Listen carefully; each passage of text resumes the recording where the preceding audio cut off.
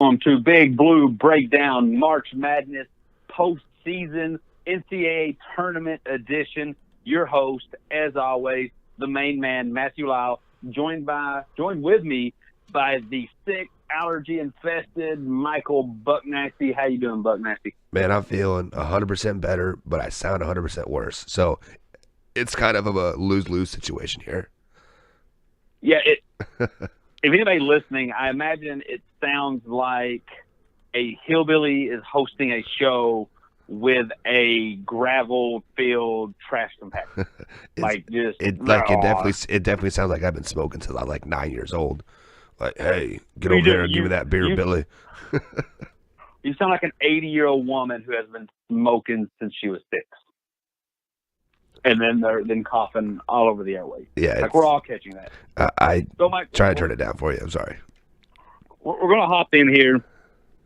For us Kentucky fans, we're just waiting. We had a rough weekend. Started off Friday, pretty nice win versus Alabama. Nice little revenge for us. They beat us earlier in the season. First actual SEC road game we had. First SEC game that we had as well. They beat us. We got nice revenge, locked that up. It came time to get revenge versus Tennessee, and we had it, but we lost it.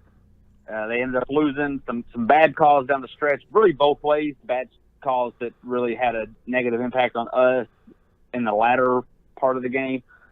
We ended up losing. Arguably, it cost us some seeding. We can get to that in a minute. We ended up being the 2 seed out in the Midwest. But what was your takeaway about the 2 NCAA or SEC tournament games that we played, Mike? Well, let's start there with the first game here.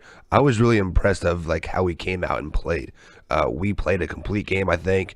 I kind of caught myself like second half. I think like at one point like 15 or 16 points, and I caught myself kind of like snoozing on the couch. Like looking over here, looking over there. Like I ran outside and got some ice cream or something, It was just like I was like, well, like this is it kind of felt like one of those January games where like, it like you can passively aggressively watch the game but you never felt like you were ever going to lose the game. And kind of looking back on it kind of scared me a little bit just because of now I know the outcome of the Tennessee game. I don't just because like going into the Tennessee game, I think we all had really high hopes. We definitely thought we were going to do really, really well, and like I don't think we necessarily played bad. I feel like it was Kentucky versus Tennessee versus the refs. I'm not saying it was Kentucky was getting screwed. Both teams were getting screwed pretty bad. It's just like a lot of. I felt like the referees needed to add they needed to make their two cents heard.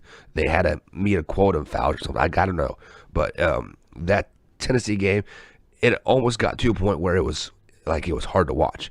Like from the I think there was 6 straight total possessions, 3 for us, 3 for them, where one of us went to the line. Yeah, it was it drug it out. It was slow. It was boring. Yeah, and that's where my thing is going to come into play is I don't like to blame the refs. Yes, the refs can have an impact. Some games more than others. All the Florida-Auburn game where they was intentionally fouling. He tried to shoot a 3 and no call at all. Not even the intentional foul prior to the shot or during the shot. But I think the problem is, and this kind of goes back to that LSU law, if you put us in the hands of the ref, you're stuck with their outcome. You have to deal with what they see fit. So when we have an 8-point lead against Tennessee, an 8-point lead against LSU, we have to make plays. Even the refs did make some bad calls, but we got to the free throw line and we didn't hit them. Keldon Johnson made a questionable play. Tyler Hero traveled on just a brainless, like a clueless play, just kind of like a brain fart. PJ Washington missed I kind of want to go back to that play. Like, what do you think was going through his head? Because it seemed like he was like thinking of the Instagram model or something. Like, honestly, like I don't know what was going on. I don't think he really expected to get it. You know, a lot of times on those inbound plays, there's a guy running across the court. Right. He's the decoy, so the point guard can come underneath and get it. I don't know if he was fully expecting it, and then once he passed it, was like, oh, crap, now I have to do something with the basketball. He went to turn up, boom, there Tennessee was, and he just kind of, Right. you know, had a freshman moment. Yeah, and speaking of that, there was several times that Nick, like, he was underneath the basket, PJ would pass him the ball, or Hagens would pass him the ball, and he would not be expecting it either. He's like, oh, I was expecting to get up and to go for a rebound, not a first shot here. Yeah, so there was a time, I think the final 7 minutes, Tyler Hero didn't take a shot, and in the final 4 minutes, I don't think he touched the ball at all, which is very concerning, except for that one play where he had the turnover. It's very concerning, and I think those are the little things that we can tweak. It's just kind of frustrating to see it happen against a big opponent. But with the same breath, do you lose if you had to pick and winning the SEC tournament wasn't an option? Yes, it stinks losing to Tennessee. They're kind of a rival this year. I mean, I consider Duke or Louisville more of a rival, but Louisville's just kind of down right now. Tennessee, over the last 2 years, has kind of popped up and said, hey, we're your rival now. So it does kind of stink losing to them in the manner that we did. But, Mike, would you rather have lost to that Tennessee game, to that Tennessee team, and have a bit of a hunger about you than do kind of what Tennessee did? Say we would have beaten Tennessee, but we have just been so exhausted, and Auburn wasn't missing a shot. Right. Would you have rather lost to Tennessee and left hungry and wanting revenge, or exhausted and getting obliterated by an Auburn team that it wouldn't have worked out this way before, but that are now in our bracket? Yeah. So I'm definitely on the first part of that. Yeah, I'm definitely on the first part of that. Yeah, I mean, because like I think this loss to the Volunteers. Now, if it was a blowout loss, I think I would have much rather gotten a blowout loss in the SEC championship. But just the way we lost, we lost by four points, and I really think this definitely puts a chip on their shoulder. And if you watch that post game interview with like Admiral Grant and that other guy that they had, I think it was Bone, like up there. That was like their championship game. Like they were thanking God. They were sending prayers out to the Auburn people or Alabama people. Like I don't know who they're sending prayers out to, but like they were literally talking like they just won the NCAA championship game. So that kind of puts a chip on my shoulder. Like, hey, well, maybe not quite a chip on the shoulder, but definitely like, hey, you know what? They think we are a championship caliber team, and that just makes me that much more hungry to beat them again, to go out and beat Duke and whoever else we're going to possibly play. So from basically everything I've watched, here was kind of the options for us in the tournament, which is really truly what matters to us more than anything else, is in 2000, or I was thinking something else, sorry. But if we would have, losing as we did, we know where we're at. We're the 2 seed in the Midwest. We have a chance at revenge versus a Seton Hall or a scrappy Wofford team, a Houston, Iowa State team that could give us trouble, or we could beat by 20, depending on which version of us shows up. Right. And then we have a top half of the bracket, which is pretty top heavy, but the good thing is we only have to play one of them. We're either going to have to play Kansas essentially at home, which I didn't know Kansas City was only 41 miles from Lawrence. Yeah, like so that's kind tops. of a scary thing. But I don't really have that much faith in them getting there. There's an Auburn team up there that's scary good right now, which is, I think this is the most Bruce Pearl thing ever, which is basically last year there was all kinds of hype around him. Couldn't get it done. Lost early in the SEC tournament, lost early in the NCAA tournament. This year they come in ranked top 5. They start falling. They're losing to everybody. Everybody's laughing at them, calling them out. And here they are with really an SEC championship and really an opportunity to make them at least an Elite Eight, if not further, because I think they match up really well against North Carolina. We'll get to that in a little bit. And then, of course, North Carolina's that 1 seed. Right. I think had we beaten Tennessee but lost to Auburn, we would have been the 2 seed in the South. Yeah. Which I think that bracket's a little tougher with Villanova and Purdue. But I think if we could have gotten to the Elite Eight, and likely playing a K-State, a Wisconsin, even an Oregon or a Virginia. I like our odds there. So I'm in Louisville. So I'm a little envious of that. But the bottom half of that bracket is scarier in the South. So we may not have made it out of Columbus. Right. You know, we go up there in Columbus and play Cincinnati. It don't matter if you don't get Louisville. So I think there's some perks. There's some downsides of that. Ask me again after the season. You know, obviously if we go and lose North Carolina, I'll be like, hey, I wish we were in Louisville. But honestly, even more scary, I think if we would have won the SEC tournament, we would have been the 1 seed in the Midwest. And that's even scarier than being the 2 seed, because they wouldn't have put Auburn in there with us. I think they would have put a school like Wisconsin. And I think the likelihood of playing a Sweet 16 game versus Kansas in Kansas City would have been a really high probability. And then they would have, without a doubt, put North Carolina at that 2 seed. So the bracket would have been the exact same, except tougher, if we would have won the SEC tournament. So once I saw that come out, and once I started thinking these things, I was like, I'm good with it. Like a little blessing in disguise type thing. Yeah, because, you know, our road to if everything sticks, our road to the Elite Eight now, or to the Final Four, would be we have to beat Abilene Christian. We'd probably have to beat Wofford. Then Houston would be the highest seed, and then we'd get North Carolina in the Elite Eight. Just to stay on your revenge tour thing, I kind of hope Seton Hall does beat them, because I would love to beat down Seton Hall. Like 20, 30, 40 points. Like, at first I was like, do I want to play him again? Because to our conversation earlier in the year, that Powell kid is really good. Yeah, he is. But I got to thinking when that game was.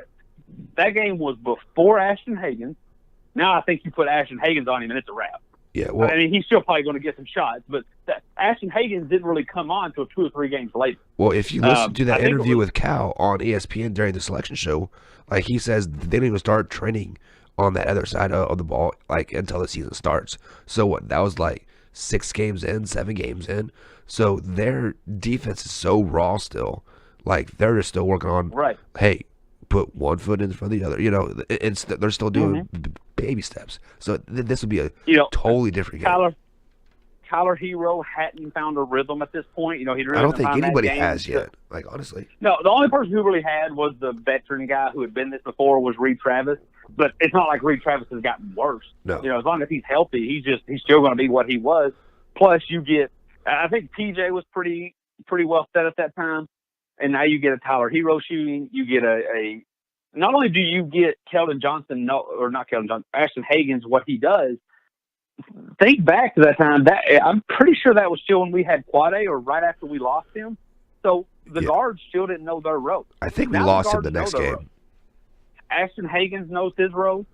Then coming off the bench, you have Emmanuel Quickly knowing his role. So now that you have these defined roles, it's going to be much easier for that backcourt, which is really where all of our problems came versus Seton Hall. And you have a confident Nick Richards coming off the bench, Nick Richards and E.J. Montgomery coming together. Yeah, I like our odds there. So let's start with that. Let's start in the bracket. I'm going to go pick my Sweet 16s. I'm going to start with the Midwest because that's where we're talking. I think what you're going to have is North Carolina is going to have no problem getting to the Sweet 16. I actually think it's going to be Auburn, Kansas. I think Auburn's a better team. I think they'll face up with North Carolina. Me and you talked about this. I just don't trust Houston.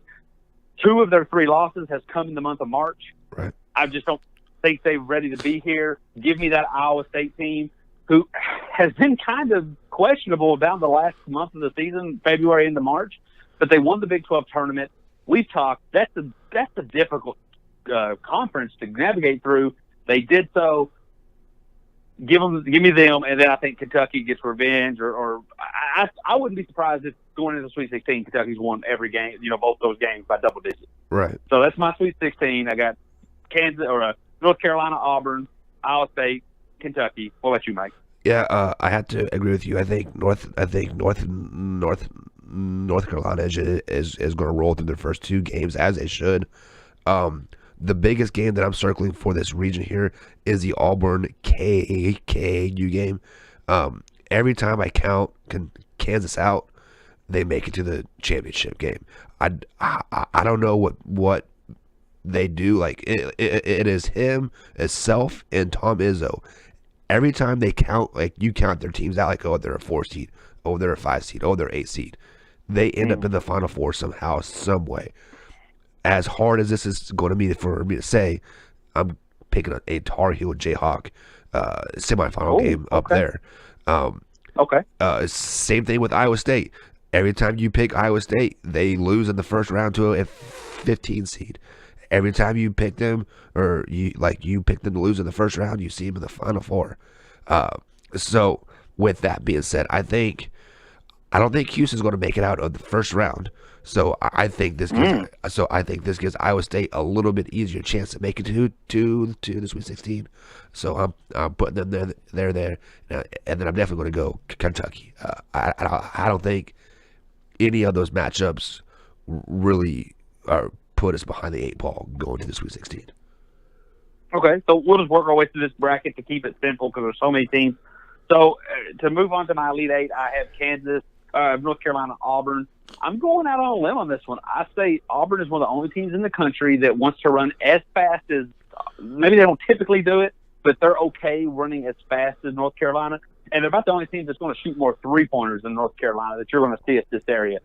I think North Carolina – because North Carolina has 3 losses this season of at least 15 points. Right. Us, Michigan earlier in the season, and Louisville at home, which, look, we do too, but I think that tells me that any given night this team can lay a dud. I think it happens against the Auburn team because, once again, we're talking what is the most Bruce Pearl thing you can see? Them versus North Carolina. Right. No one would expect Bruce Pearl to beat North Carolina. I think he does. He goes to the Elite Eight in the South, in the bottom half of that, Kentucky, Iowa State. I actually think we are substantially better than them, but I hope it's a little bit of a struggle. I don't want to lose by any means, of course. Nobody wants to lose in March.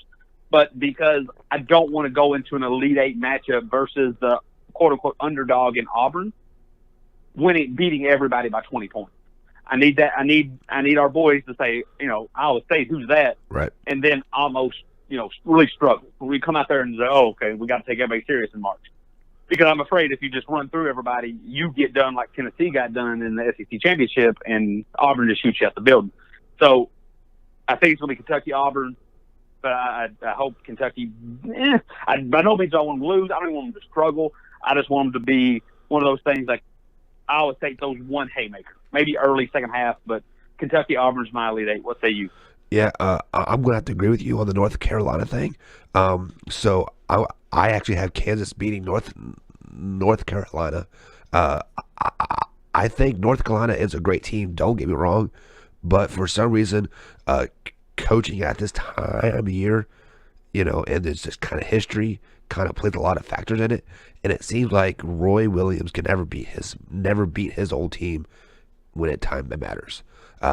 For those you that have not been following Big 12 basketball, Roy Williams used to be a Kansas coach back when they were the Big 8 about 15, 16 years ago, and then he went back to North Carolina to coach. So I'm picking Kansas to beat them, and then this Iowa State team kind of has me scared. I've seen them play Kansas State 3 or 4 times this year. I've seen them play against KU. They beat KU, and then they got destroyed by KU. So they can definitely step up to the big tournament time. They have a shooting guard. The number's 3, and we always seem to struggle with somebody that can shoot the ball lights out. And when this kid gets hot, he gets hot. So I'm definitely on your bandwagon here. I kind of want them to struggle, but I don't ever want to feel like we're ever going to lose the game. Like I'm like, right? I want it to be like a 4-point game with 2 minutes left, and we pull it out by 10. Yeah, those are always the best because the tournaments are always frustrating enough. Moving on to the Elite Eight, who would advance to the Final Four? I'm at the point though, like the Elite Eight, I am in no way confident with, and I'm confident that we're going to win. But there's not a realistic probability of our Elite Eight opponent where I get to sit back and kind of unwind a little bit and relax. Even though maybe you should never do that in the Elite Eight. But you got North Carolina, who actually beat once, who is one of the hottest teams in the country right now. You got Auburn, who we beat twice. Mike, we've talked a lot about how hard it is to beat a team 3 times. And then you got Kansas, a team that we struggled with and ended up beating by double digits at home. I definitely don't want to play them when they were 4 straight in Kansas City. Well, they're still down. Vic ain't coming back. The big guy's not playing, and they got that guy. So they're actually a little less than what we had when we played them the first time. But they've had the rest of the season to gel and get kind of going in that right direction. But Kentucky, Auburn, Elite Eight. I think that's where the Bruce Pearl bug bites again. Bruce Pearl now has his team getting a lot of hype. You win the SEC tournament, you beat Kansas, you beat North Carolina. Everybody started to say, "Can you beat Kentucky?" Hopefully the tides turn a little bit, because hopefully somebody's like, oh, they should have lost to Iowa State, like we just talked. And I hope that Kentucky turns that into some kind of material. And because I think if they can beat Auburn, I think it'll be much like the last time we played them. It'll be a double-digit win. Right. Because if their shots aren't falling, we are just considerably better than them everywhere. Because if you think about it, even though when we went to Auburn, we barely won, we had a 17-point lead most of the time. Mm-hmm. So I think the truth is we are about 15 to 20 points better than that team, especially if they can't hit the 3. So I think we end up winning. I think the first half's going to be stressful. Any Elite Eight game you watch is going to be stressful, but I got Kentucky advancing to the Final Four. What about you, Mike? Right. And if I had the Kentucky-Auburn matchup just like you did, I would definitely be tuning into this game early and often. Like, I wouldn't be leaving my couch, because I did see some crazy stat where Auburn made, what was it, 53s in the SEC tournament or something like that. It was just something off the wall crazy. So either they're really, really good, or they're really, really, really, really bad. And the old saying says defense wins championships. But I don't have Auburn in there. I got KU in there, and I think we handle business against Kansas again. Kansas just doesn't have the experience. They've actually taken a red shirt away from a guy earlier this year to basically fill out the roster. He is starting to come into his own a little bit, but I don't want to sound like hypocritical, but the youthness of Kansas is going to bite him in the butt here. Kentucky's young too, yeah, I get it, but I think Kansas makes it to the Final Four out of the Midwest bracket. Yeah, and I mean, I get what you're saying, Mike, because at face value, it does sound a little bit hypocritical. You know, you're saying the youth of one team, with other teams got even probably more youth. But to your point, our youth has gotten to play together all year. Our best players are back. Our bench players got to improve while Reed Travis was gone. So, like, one team's trending up, while the other one's probably going in more of a decline direction. So we both have Kentucky going to the Final Four in that one. Let's bump up to the bracket. I'm going to go through my bracket real quick, since obviously Kentucky's not in all 4 brackets. We don't care as much about the 4.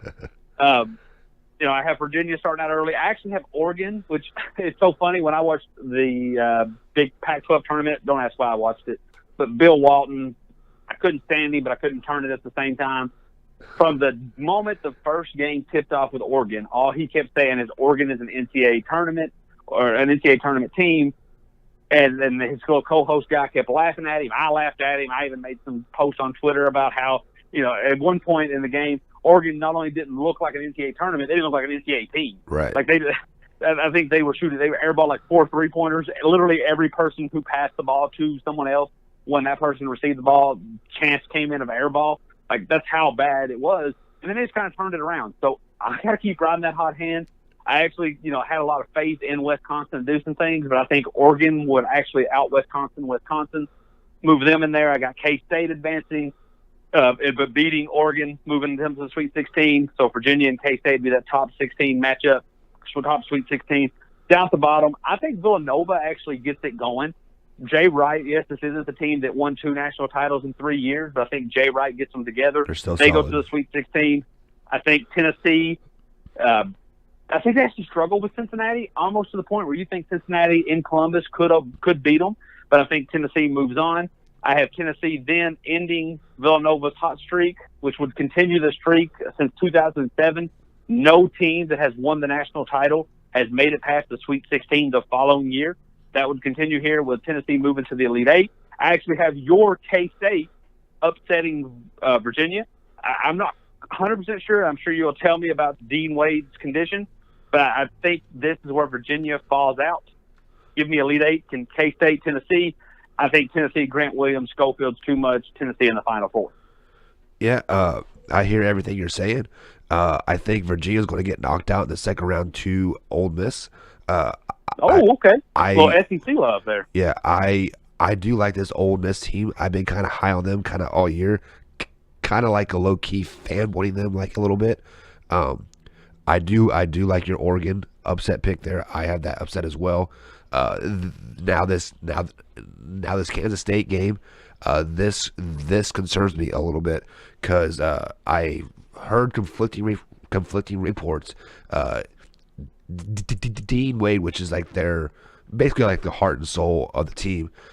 He's their power forward, shoot threes, inside outside game. He is supposed to not to play in the tournament, and I don't know. I don't know if K-State can get out of the first round versus this anteater team. Like if Dean Wade doesn't play, but now I'm reading a report right now saying that Dean Wade is at practice and is looking healthy. So, I mean, I don't know if it's a ploy. I don't know what kind of ploy they could be talking about here. But if you remember right, Dean Wade did not play last year until the Elite Eight versus Kentucky was his first game back. The Sweet 16. But the Sweet 16. And that's how it was last year, Mike. Right. Week one, because I watched everybody in that bracket. The first game, is he coming back? The second game, is he coming back? It was just kind of. At one point, you actually think it's just smoke screen, but then he actually played, and he really didn't do too much, but he did enough, and I'm curious to see what that turns into this season. Well, my thing is he is a senior this year. He's been in a walking boot since before the season ended. I think he's going to play. I think he's going to be fine. So I do have Kansas State advancing there. I like Villanova, Purdue. I like Iowa beating Cincinnati. I've been kind of watching. Oh, you don't have Cincinnati getting there, okay? No, and then I got Tennessee beating obviously Colgate or whoever that is. So moving forward there, I got Old Miss beating Virginia. I think Old Miss is just that Cinderella type team, and like I don't think Virginia's that good. They're going to be the first number one seed to lose. Then I have K-State beating Wisconsin. Oregon. And then I got Purdue beating Villanova. I'm high on this Purdue team, and then Tennessee beating Iowa. Moving forward there, I do have Kansas State beating Old Miss, and then I have Purdue beating Tennessee, and then I have Purdue coming out of that bracket. Okay. It's so crazy that with Purdue, that sounds like a far-fetched, but they're a 3 seed. That really shouldn't be. But hey, let's see it. And they've only lost one guy from last year, so like I'm banking on the experience factor for them. It very well may be. Like I said, I have trouble trusting the Big Ten. Moving on, we're going to move over to the East. I'm going to go through the first 2 rounds real quick here. I got Duke advancing through with no problem. I think they do play UCF, which is going to be a fun game to watch. With the creative player known as Taco Fall, 7'7", looks just twice as big as everybody. I think he actually may get a couple of blocks on Zion just because he looks 36. You're that big. But I think Duke runs through there no problem. I have them matching up with Mississippi State. I think the upset there becomes St. Louis over Va-Tech. I have Mississippi State in the Sweet 16. Going down even further, LSU, yes, without a coach, I think their strength and their length and their athleticism is just better than anyone they'll face in their little pod. And Michigan State, even though they are down one of their better players, I don't really see them struggling with their first round matchup, which I think it's Bradley, and then they have I think it'll be Minnesota, could be Louisville. Either way, I don't see them really struggling with that. My Sweet 16 would be Duke, Michigan State, or Mississippi State, and then LSU, Michigan State. I think Duke beats Mississippi State by 30. I think it's just one of those games where everybody says, "Hey, is this the one they can?" Because you give Coach K a week to prepare. Mississippi State's really only got that one good player, that guard. I just don't think it's going to be anything near enough. Give me Duke by 30 on that one. LSU is the team I think could give Duke a run for its money. Unfortunately, I've seen Tom Izzo beat some good coaches, and whoever they have coaching in Will Wade's spot for LSU just isn't going to be it. Michigan State, Duke, and the Elite Eight, I think it's going to go a lot like we've seen Duke or Michigan State do in the Champions Classic and some of the other early big matchups. I think Duke gets like a 30-point lead. Michigan State will probably cut it down to about 8, just with about 4 minutes to go, just enough to think it's going to be something. But Duke and those 3 talented players are just too much. They pull it out. Duke will advance to the Final Four. Yeah, I'm pretty much on your board on this bracket here. But I definitely see this bracket being the Sweet 16 that we could have. You could have 4 like high-ranked teams there. But I do have Duke advancing. I have UCF advancing. And this is where it gets kind of tricky. I want to pick that Liberty upset. But I also don't like Virginia Tech. I think they're highly overrated. So I'm going to pick both upsets here. I'm going to go with Liberty and then the SLU team. I think then I have Temple coming out of the play-in game and beating Maryland, and then I have Yale beating LSU. I have Minnesota beating Louisville, and then Michigan State advancing. So the very, very bottom seeded heavy going into the second round here. Then I have Duke winning. Then I have Liberty like advancing out of that one. And then I have Yale advancing, beating Temple, and then I have Michigan State. So you have Yale versus Michigan State, and then I have Liberty versus Duke. I think Duke and Michigan State both advance, with Duke beating Michigan State.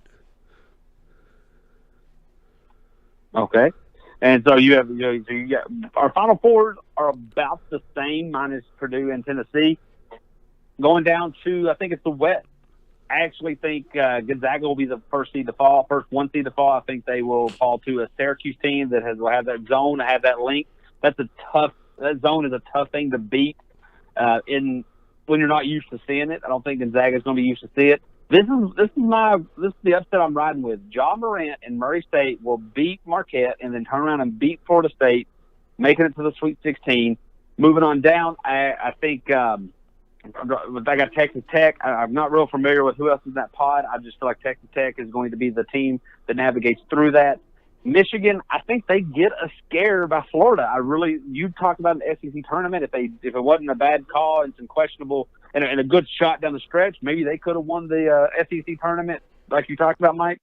I think they're a hot team. I just don't think they're enough to beat Michigan. I got Michigan moving on to the Sweet 16. I got Michigan beating Texas Tech. I just don't think they're quite there yet. I know they made the Elite Eight last year. I just don't think they can beat Michigan. And I don't think they have that level of talent. And then you go up to the bracket, you got Syracuse and Murray State. I want the Ja Morant show to continue, but I don't think it does. I don't think one man can beat that zone. Give me Syracuse in the Elite Eight. You got Syracuse and Michigan. I think that's where you see that Michigan team hit that brick wall. Every team has it, almost like the 2010 Kentucky team versus West Virginia. Just a bad shooting night versus a pesky, unique style of defense. Give me Syracuse going to the Final Four. Making my Final Four Duke versus Syracuse, Kentucky versus Tennessee, ACC matchup, SEC matchup. That's a bold pick there, Cotton. See how it pays off for him. But I do have your top half of the bracket the same. I do have Syracuse beating Gonzaga. I have Murray State beating Florida State as well. As I do think Florida State is a team that could definitely make a Elite Eight Final Four run.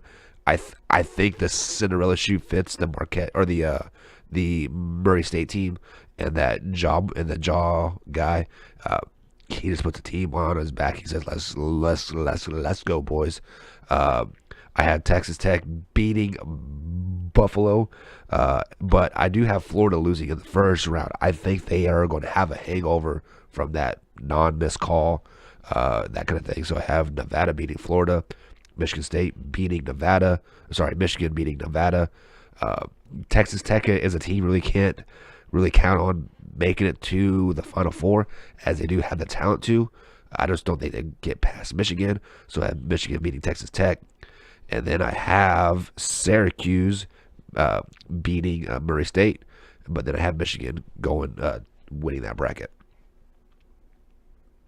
Okay, so my Final Four, going to bust through the Final Sub championship game. I got Duke versus Syracuse.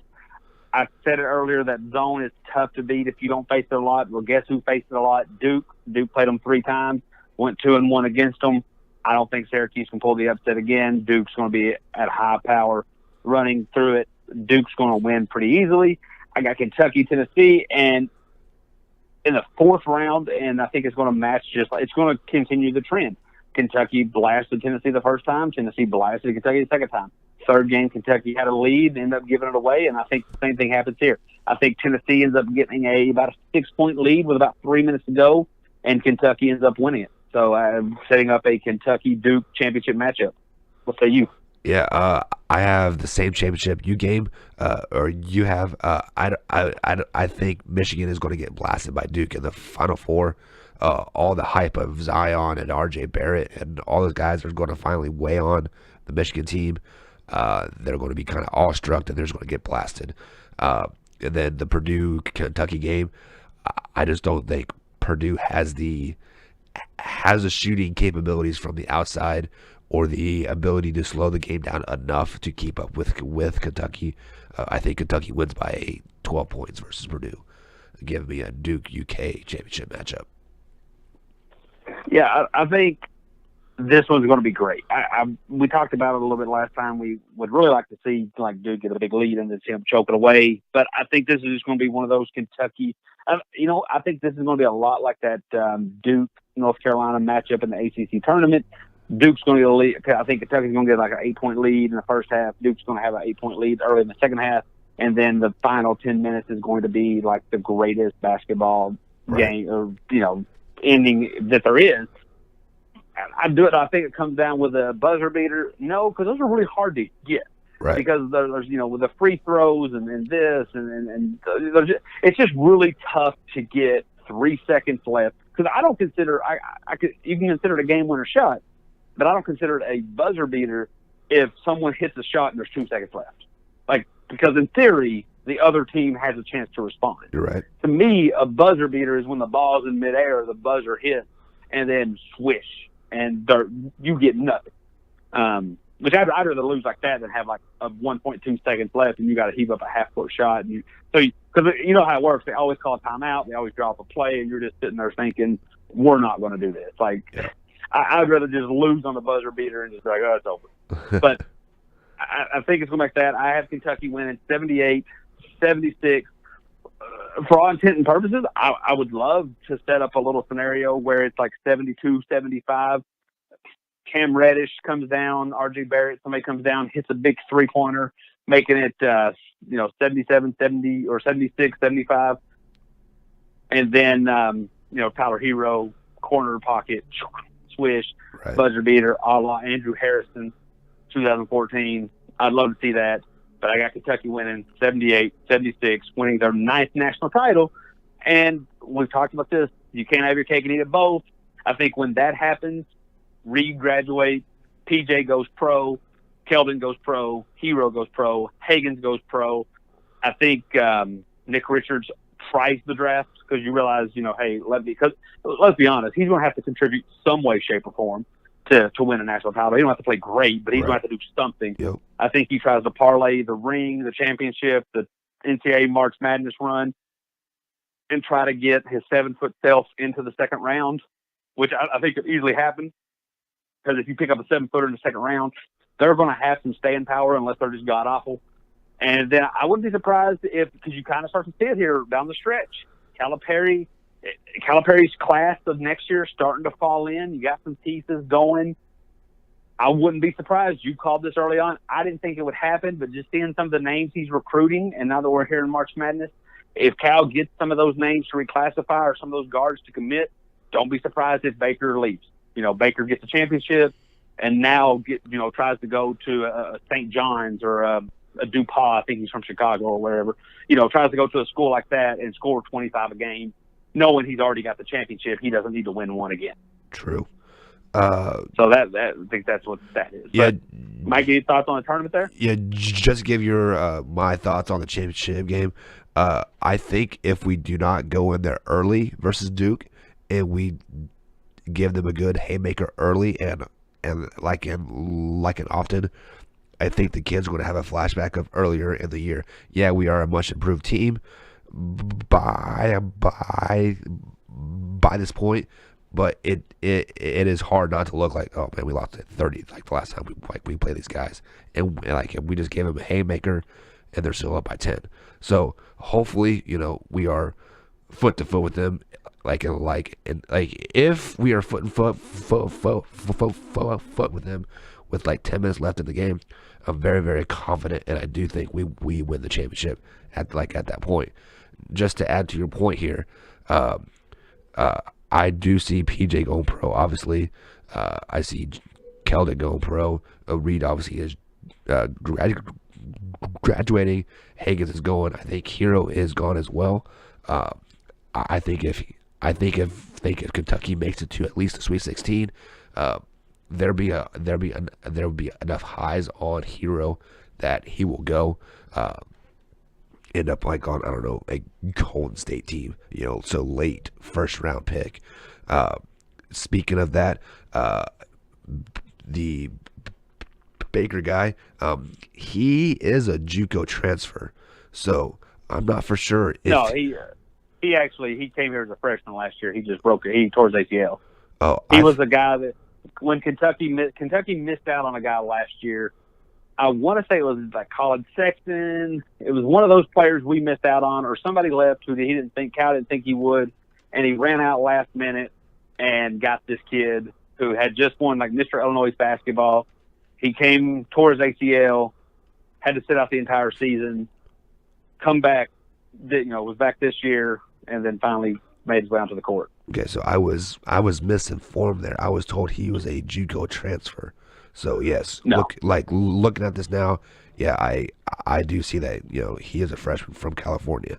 So yeah, I definitely. Oh, California! I don't know why I was thinking. I don't know. So yeah, I can see him almost like Marcus Lee going out there and joining Gonzaga. I don't think that's where he goes, but a school like that where, right? Hey, come out here and shoot as many threes as you want, miss as many as you want, do whatever, because you're the best player we got. I could easily see, especially if we win the title. Now, if we don't and guys still leave, I could see him playing a big key in this next year. But I think if we win a title, there's going to be some guys who want to cling on here. I think he tries to go to I don't know many of the smaller schools out in California, but teams that there is, but teams that like the Gonzaga style where you just come out here and just shoot whatever you want, whenever you want. Maybe even goes to Gonzaga. I don't know. But yeah, that's my thought. But do you think this year, because me personally, Cal needs one more. Not to prove anything to me, not to do anything, but I would just feel better if Cal could get one more. Knowing how close we've been, with 11, we were right there, lost by 1 to UConn, 14 national championship game, lost to UConn, 15, 38-0, even 17, lost to North Carolina on a buzzer beater. I feel like one more though. Because if he wins this title, that's 2 in 10 years, which is a good run. I mean, you don't get much better. Puts him in the likes of Coach K did it. It puts him up there with Roy Williams earlier in his career. I think 05 and 09. I think both of those might have been him. But I think in 10 years, that gives you 5 Final Fours, 2 national titles, maybe even 6 Final Fours. I'm not for sure here. No, that'd be 5 Final Fours and two titles. That's just a good decade, right? That just kind of solidifies it. I mean, he's a great coach. I love him. I don't want him going anywhere. But I feel – so here's my thought. Wait. 1 second. Are you saying if he wins, he sails off into the sunset? No, not at all. Not at all. Okay. I thought that's where you were going with that. No. The exact opposite, more actually. I think if you look at the decade that Cal's been here, he came in to a program that was Was we low? 5 years of mediocrity. The last 2 years of Tubby, the 2 years of Billy Gillispie, we were in a low spot. He comes in, he says, "Hey, I'm going to do it like no one else has." He brought in freshmen, sent them off to the draft. 3 years in, he won a title. Everyone thought he was going to be the next John Wooden. Won a title in 3 years, off to a great start. Got us there with a 38-0, came up short, and then really over the last 4 years hasn't really been able to do much.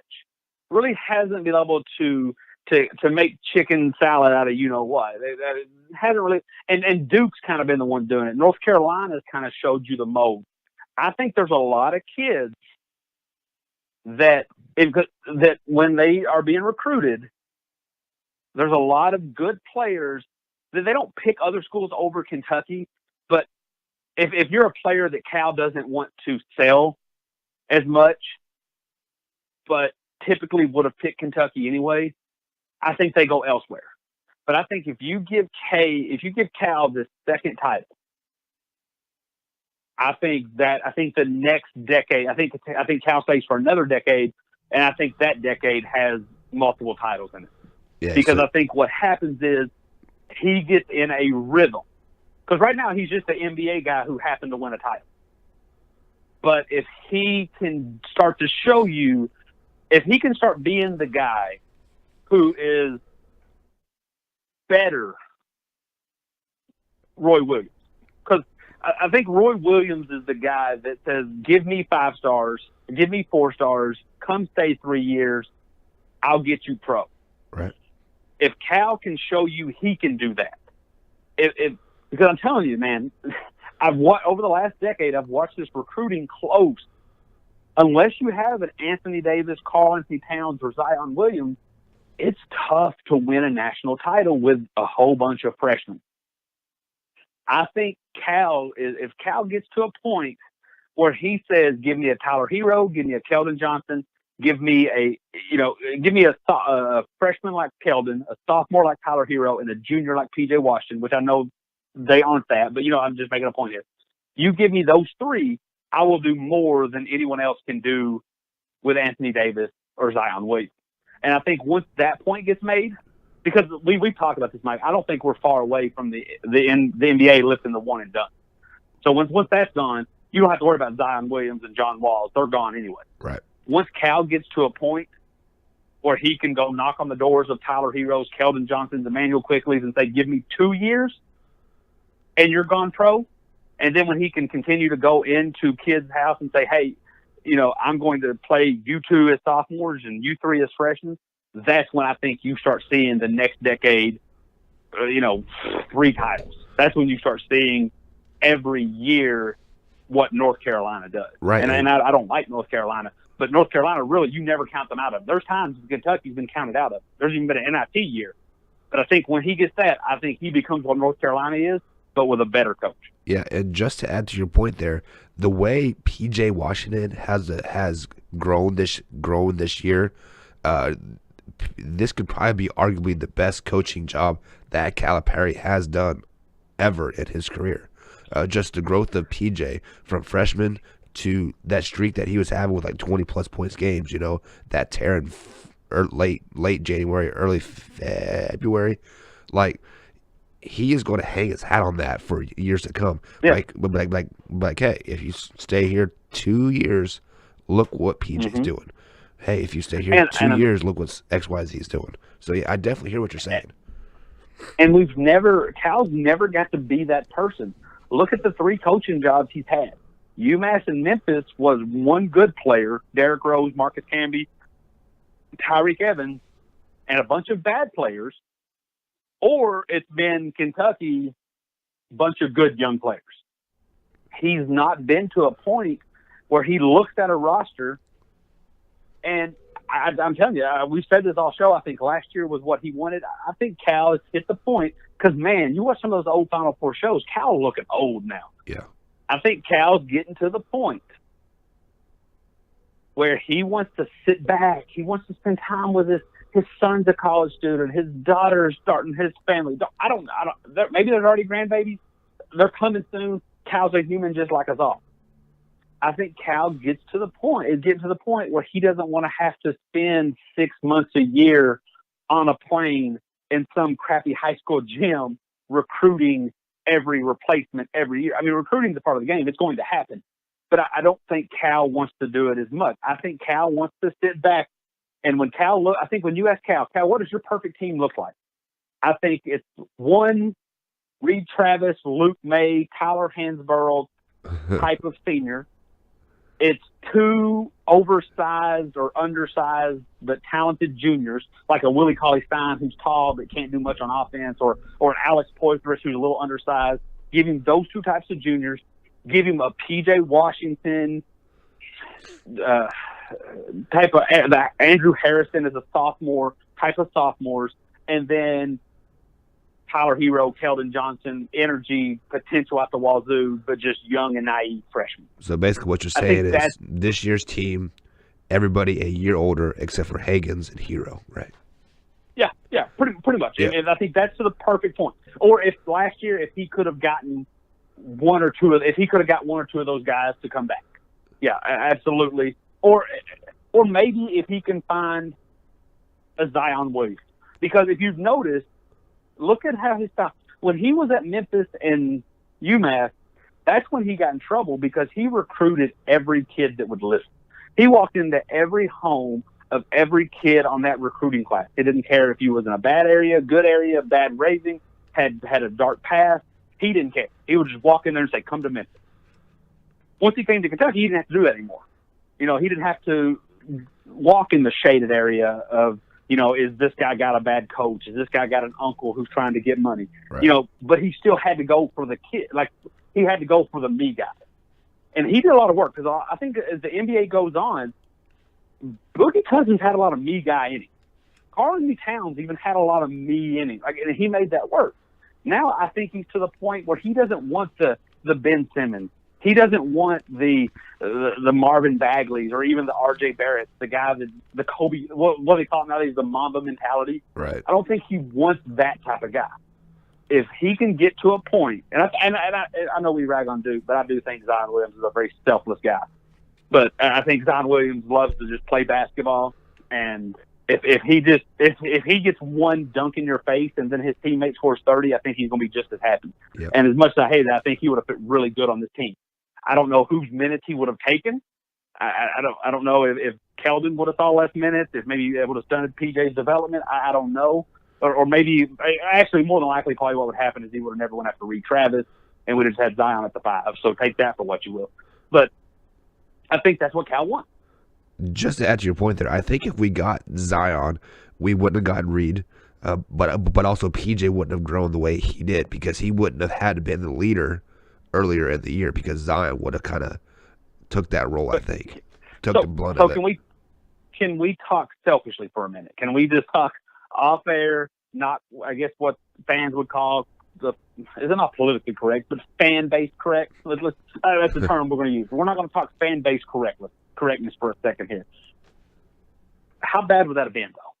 So let's just say Zion came to Kentucky. Say we probably don't get EJ because EJ probably then goes to Duke because Duke would have needed him more. And we probably don't. I don't know. You listen to Reed talk. Reed wanted to come to Kentucky because he felt Kentucky was the best chance to get into the Final Four. He's all about winning a championship. So maybe that's the trade-off. And man, let me tell you, I'm okay with that trade-off. So we lose EJ. We lose EJ. Yeah. But so to your point, but let me talk to your point though, and this is a selfish point as a fan of my team, not the players. If that happens, I think our chances of winning the national title are even better. I do think it may have stunted the growth of PJ and Tyler Hero, but I still think we're good enough to win a title. And here's the selfish part. I think PJ and Tyler Hero come back next year. I think it's even better of a chance. Yeah, I definitely agree with that. Yeah, I agree with that 100%. So then how good are you? Then next year you get maybe even you get Ashton Hagens back. I don't know because what this Kentucky team's done is this Kentucky team's had to rely on everybody to make up for the one All-Star that's not there. Yeah. Once Zion's there, everybody kind of plays a little worse. And maybe we wouldn't have won a title with that, but I think we still would have with the depth. So then the team you have this year is pretty much everyone back next year, minus Zion and Reed Travis. And I will take that over the realistic team we're going to get next year, more than likely. And just to add to that point, I don't think Quade Green leaves either, because if you remember right, he left when we were on like a 2 or 3 game skid where we were playing horrible. Like, people were saying, "Oh, we're not even an NIT team. We're horrible. We're crap." Yada. Cal lost his touch, and then that's when Quade kind of jumped ship. And I don't think we ever get to that point in the season where that happens, because Zion is such a game changer. Like, he could take the game in his hands. Like, look, guys, I'm going to score 5 points and we'll be okay.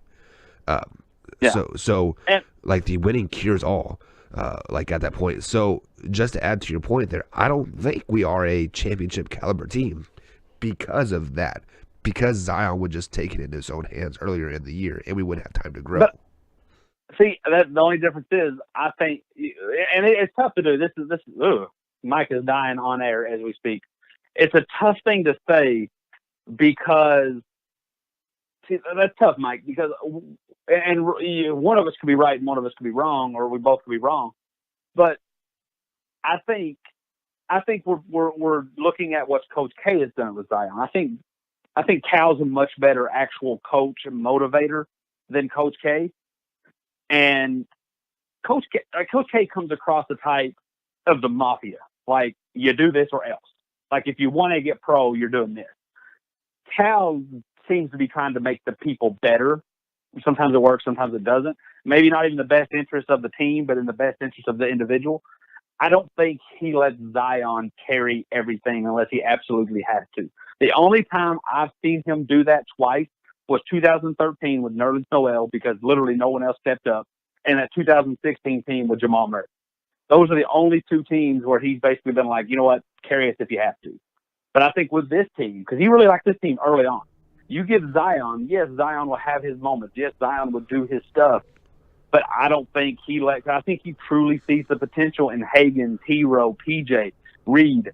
I don't think he lets them sit back and get away with halfway in it. It's just my opinion. Once again, would never have a way of knowing. But so with that being said, you remember earlier in the year when, like, Zion would go for like a 360 dunk and he would, like, it would just clink off the rim.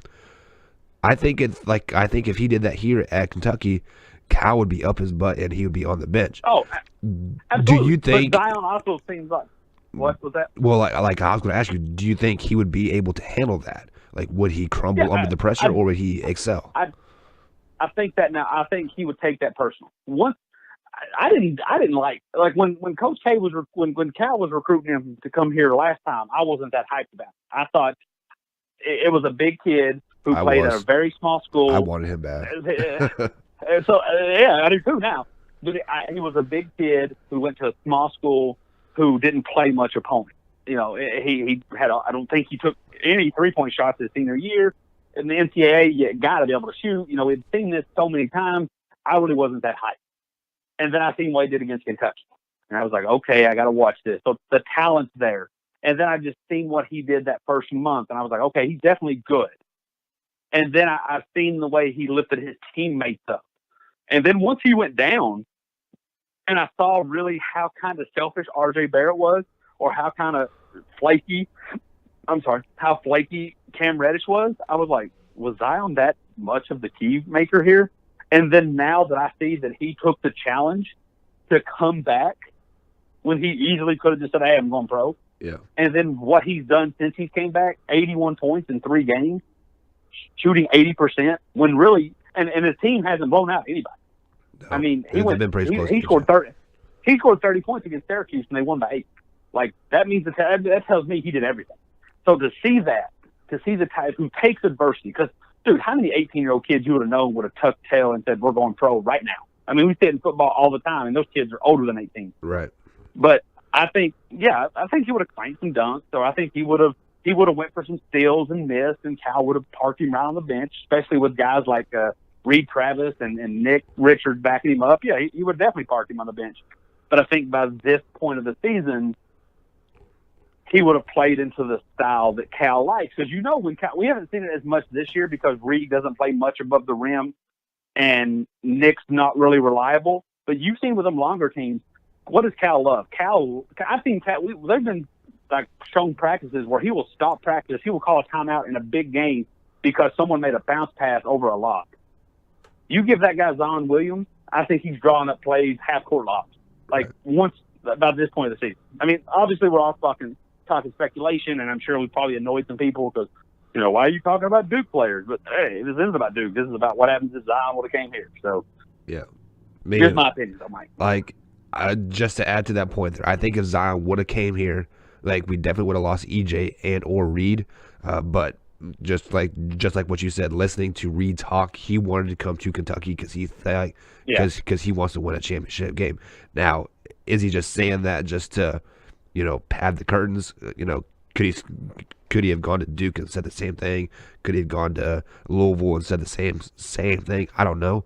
But since he said that and he's a Kentucky uniform now, I think he would have came to UK. It's easy to count your what ifs, and so right. I get that. The only place I think he truly could have went was Duke, and I think just because because let's be honest, it was Duke, North Carolina, and Kentucky. You're about your three chances, about your three true blue bloods who could win you a title this year. Right. If we didn't need him at Kentucky, and I'm just saying, if he looked at Kentucky and said, "Hey, they don't need me," you look at North Carolina, they got Luke May, who's pretty much just a younger version of Reed Travis. So right. I don't think he really found much of a rotation there. So I think maybe he does go to Duke because Duke's basketball, and he could have further. I mean, kind of be ridiculed on here, but I would imagine Duke's a better college than probably UK if you're wanting to do something big. If you're wanting to look prestigious on a resume, I mean, let's be honest, Mike. Looking from a standpoint non-athletic, what looks better on a resume? Graduating from Stanford with a master's degree from Kentucky, or graduating from Stanford with a master's degree in Duke? I mean, it's like, well, I believe Duke is a private school, so it'd definitely be Duke. That's what I'm saying. Like, if we're not talking basketball, we're talking about turning in resumes to Fortune 500 companies and trying to get a six-figure job. That would have been it. So I truly think maybe it'd have been a swap. Which ask me in April which one I would have taken. Right. But, well, because just to add to your point honest, here, if Reed goes nuts in the Final Four and Zion has a horrible shooting day, I'd be like, never would I have swapped. Yeah. Well, I wouldn't say that because I think Zion's a special talent. I think he'll end up I think he would he will excel either way. But if Zion was here, I think the following year or maybe in the middle of the season, we lose Nick. Nick is definitely not coming back. He sees his role on the team as the Jamal Baker. I'm getting 4 or 5 minutes a game. I'm not about that life. I think he jumps ship and he goes back to Jamaica or wherever he's from, or New York or something like that. I think he could go anywhere. I mean, he's a 7-foot basketball player, and I think that's one thing that I think a lot of fans have to. Look, you as a fan, you can get upset or you can get passionate or you can want what you want, but I think much like life, careful what you wish for and make sure you look at all ends. Make sure you read the fine print, because do you want A or B? I see when a kid goes elsewhere, it's easy for our fans to get upset. Like our fans, oh, Cal's losing his touch. Or when a kid goes pro, they go, oh, I'm tired of this. Cal needs to stop letting these kids leave. Well, you're not going to be able to do both. Right. Like example, one of the big names. I guess he's like the number one pick in the draft next year. The James Wiseman guy that's going to Memphis. He was for so long he was coming to Kentucky. He ended up going to Memphis with Penny, and a lot of Kentucky fans got really upset. But you have to realize James Wiseman pretty much kicks Nick Richards out the door, and this is not a perfect world. Nick Richards is not sitting his entire junior year behind someone who's arguably going to be the best player in the league in the country next year, right? So, you just don't do that. And we can wish, I can hope for all day. I can wish we were like Alabama football and just be 3 deep at every position. But in basketball, it just doesn't happen. So you have to decide what you want. Because, example, everybody's all excited that Cal got this Brooks kid next year. I'm curious at what cost. What does that tell me? Right. Does Cal get the vibe that EJ Montgomery's leaving? Because apparently he's like a 6'9" power forward. Is he getting vibes that EJ's leaving? Does he not see EJ being as good? Or is it something as simple as he wants to put this other kid at the 3? I don't know. But or it could be as simple as we're losing Reed Travis and PJ in the draft. He wants 3 guys in the bid. Absolutely, yeah, absolutely. Maybe we'll put EJ as a center. Absolutely. But I think that's something that you always have to take into consideration, because I always tell people you can't marry the girl next door and still spend all your time in the strip club. Like you can't expect, you can't sell, because look, and I'm not saying it's right or wrong. I truly believe that everyone on this team trusts Cal enough that Cal could set them down. Maybe not PJ, because I think PJ's ready to go, but I think Cal could sit down Hagan, Hero, Johnson, Nick Richards, and say and feed them the line and say, hey, I need you here next year. I need you. You need this. Let's come back together next year. I think what I did for if Cal PJ. wanted to make that, if Cal wanted to, he could do that. That might be selfish. That might be best. Who knows? But what you can't do, if Keldon Johnson, who's arguably a top 10 pick, says, you know what, Cal has the best interest in me, I'm coming back next year.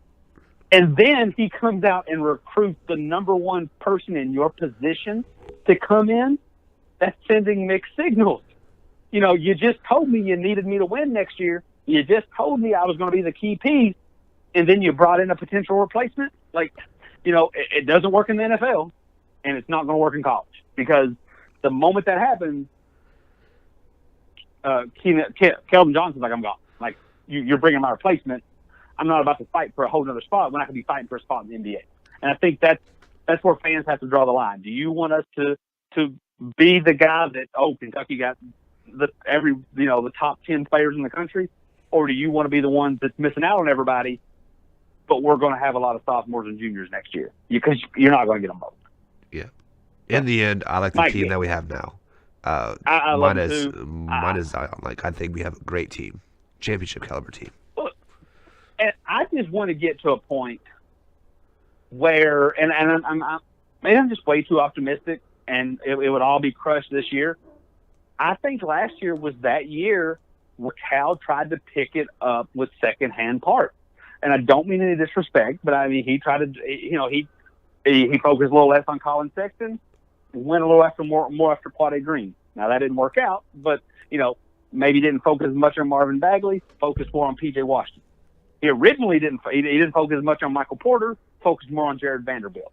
And what I'm hoping, and the more I see it, the less likely it becomes, but what I would love for that to be, and this is kind of an example of what I was talking to earlier, Mike, is next year, this year we lose PJ and Keldon, but then next year we have sophomore Hagan, sophomore Hero, sophomore Quickly, sophomore EJ with freshman Keldon, Whitney, and then the Brooks guy that we got. And then the year after that, we return with a junior Quickly, with a sophomore Maxey, with a freshman insert kid name here. Just kind of keep building. What I don't want to do is get to the point where we're at right now, and then worst case scenario, even with or without a title, everybody just goes. That's kind of the point. But I think that is likely the case. Mike, any closing thoughts? You just got to trust the process, man. Trust our coach. Absolutely. He is, Mike, his gears are spinning. He is working behind the scenes. He's building for next year or 2 years down the road. One last thought. As I fill out a mini bracket, I start looking, I pick a favorable route. Like if I had my way, if right now, if you told me that you could pick Kentucky's opponent, but you couldn't affect the outcome, my opponents would probably be Abilene Christian, Seton Hall, Georgia State, Utah State, and then like LSU in the championship game. Like if you told me I could pick a reasonable outcome, I mean, don't give me all 16 seeds, but you can pick the easier route. Right. I would do that. But if you said, Matt, I guarantee you Kentucky will win the title, what route do you find the most interesting? then give me Seton Hall revenge. Give me Houston. I want to stop that train. Give me North Carolina. Give me Tennessee revenge, and give me Duke in the national championship. I like that route. If someone told you, like, Kentucky's going to win the national championship, but for entertainment purposes, you pick the opponents, are those roughly the same opponents you're picking? Oh, yeah. Definitely give me the hardest route possible. I want to be engaged in every game. I want to have a rooting factor in it. Like, I don't want to be sitting on the couch passively watching the game. I want to be, I hate you, Luke May. I hate you, Zion. I want to be in it. You know what I'm saying? And as social media takes off, and there's been so much hype around Zion and Duke, and this team beat Duke, so this team must be better than Tennessee with these guys. How great would it be to beat North Carolina in the Elite Eight, beat Tennessee, and then beat Duke, and then you just sit back and say, I can't hear it. Where's the excuse coming from? Because North Carolina was healthy, Tennessee was healthy, and Duke was healthy. Right. Like, Sweet chin obviously, music. that scares the crap out of me as a realistic route. But if you can guarantee that we're going to win, give me that. Yeah, I if I not, like that route. give me the worst seed possible. All right, Mike, that is it. Any closing thoughts before we bounce out? No, guys, just we play Thursday at 7, isn't it? 7 o'clock game.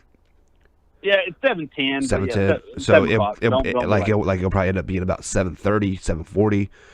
Big shout out to Silver Creek making the state championship game this Saturday up in I know Indy. you're talking about that, Mike. Congrats. There we go. All right, well, we're out. Yeah, good luck, guys.